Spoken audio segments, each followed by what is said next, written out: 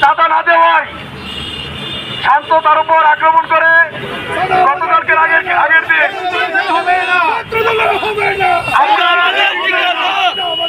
আমরা তার জন্য সরাসরি আইনের আশ্রয় নিয়েছিলাম।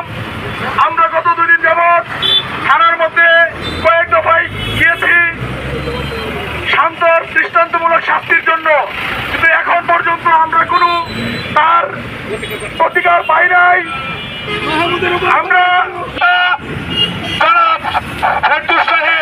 ইতিমধ্যে আপনাদের মধ্যে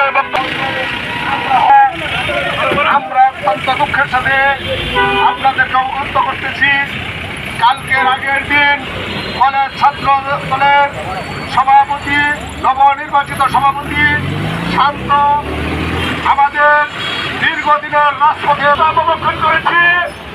সাংবাদিকদের মাধ্যমে আমরা সিনিয়র নেতৃবৃন্দের কাছে বাংলাদেশ জাতীয়তাবাদী যুব দলের সূর্য সৈনিক